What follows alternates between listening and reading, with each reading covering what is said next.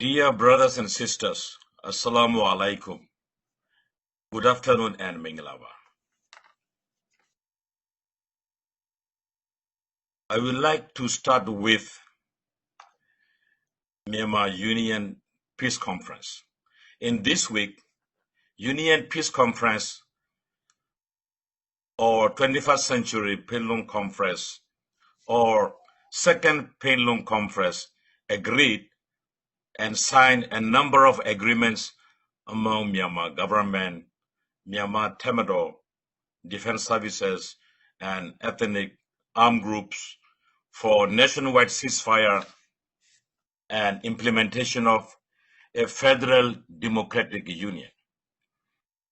Unfortunately, Rohingyas were not included in that process. Now we need to think about why Myanmar have 21st Century Penlung Conference in 2020. Myanmar got her independence in 1948 as a result of 20th Century Penlung Conference, which is also a first Penlung Conference, in which Myanmar authorities promised all indigenous groups, including Rohingya, for equal rights. After the independence, Myanmar's central government denied equal rights of all ethnic. As a consequence, all ethnics, including Rohingya people, fought with armed revolution for their equal rights. Among them, Rohingya armed group is only group which exchanged weapons with peace as Myanmar government promised for equal rights of Rohingya as other ethnics of Myanmar. But over the time, Rohingya have been facing multi-dimensional discrimination and repeated expulsion from their ancestral land. The first one took place in 1978. Dictator General Ne Win implemented a discriminatory citizenship law in 1982 through his rubber stamp parliament. The major goal of this law is to uproot Rohingya from their motherland through a genocide.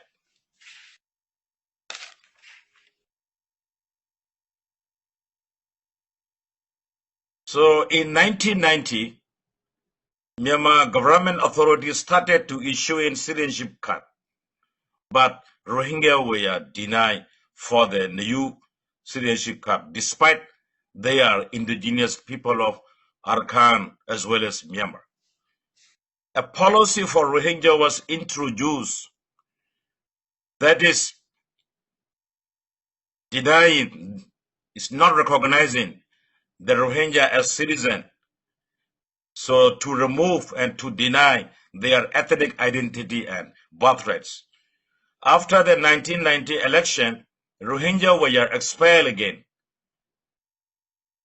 This is it's very clear that they implemented 1982 citizenship law to expel Rohingya from their motherland.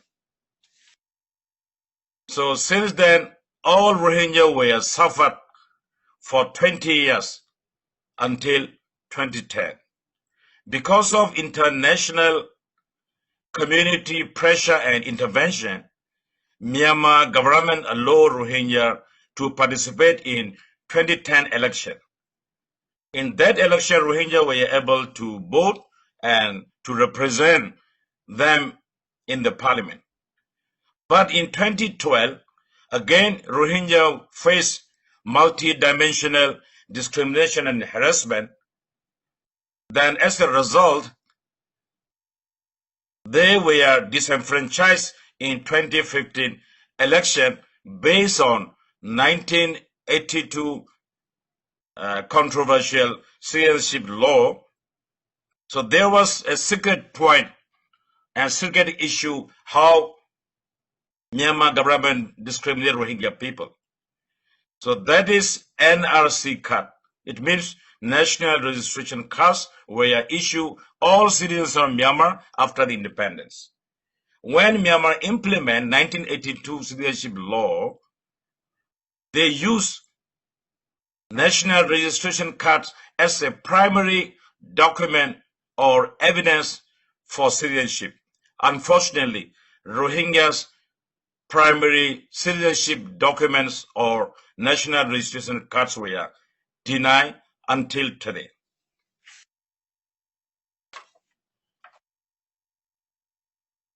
So now it is time for Myanmar to stop this policy and genocide.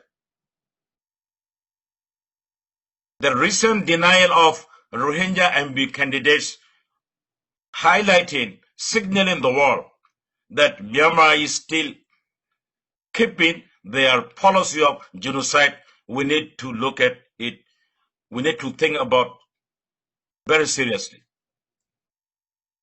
In fact, Rohingyas are very peace-loving people.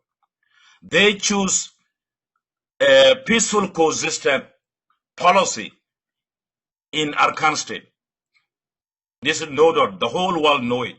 Therefore, I would like to request the Myanmar government, enough is enough. Please stop genocide against Rohingya, as well as Rakhine ethnic, especially in the Arakan state, and create our motherland as a peaceful land with diverse population. And Rohingya should be included in the 21st century Penlong Conference, which is second peace conference in Myanmar history. Now it is time to see very clearly, to look at very clearly, what shall we do if Myanmar government fail to do so? What international community do? What United Nations should do? So in this situation, I would like to mention very seriously and carefully, if Myanmar failed to do so, international community and United Nations should intervene to create for all ethnics of Rohingya, Rakhine and others in Arakan to create a land of peace.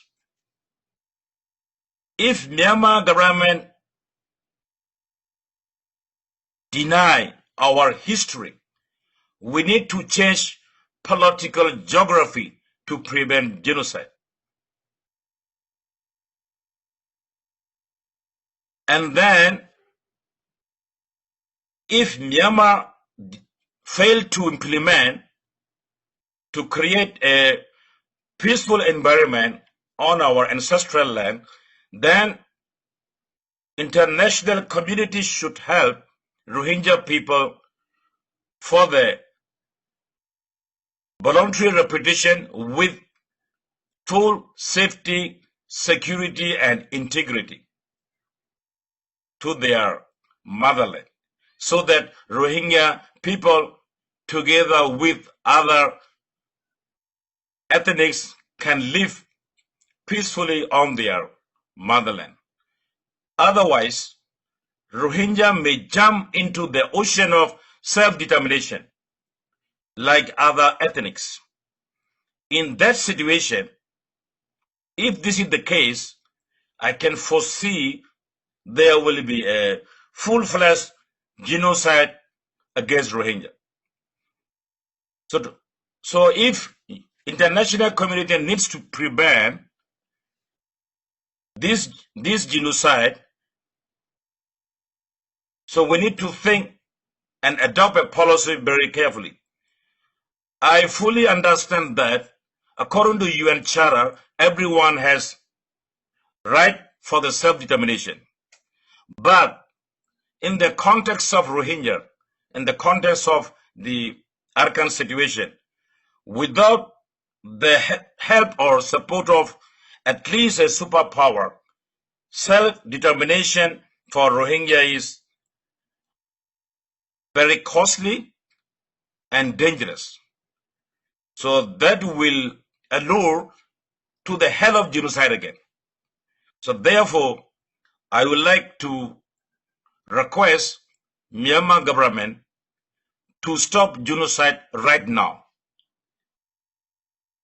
If Myanmar doesn't stop, then I would like to request international community, especially US government and United Nations, to create or to think a very the peaceful land for the Rohingya, Rakhine, Khmer, and other ethnics in Arakan, so that we can live very peacefully. So, as a conclusion, I would like to request, if you are living in the United States, please call your government, US government, please call your congressman to think this issue very carefully and to restore our birthright, and so that Rohingya people could go back to their ancestral land with safety, security, dignity, and they could survive. They could survive themselves. They could feed themselves without any humanitarian help from international community. So therefore, I would like to conclude my statement. So requesting our US citizen to call your representative, congressman, and government to think seriously the issue, which is not only issue of Myanmar, not only and Myanmar and Southeast Asia, it's a global issue. It's a concern for the global security and peace. Thank you so much.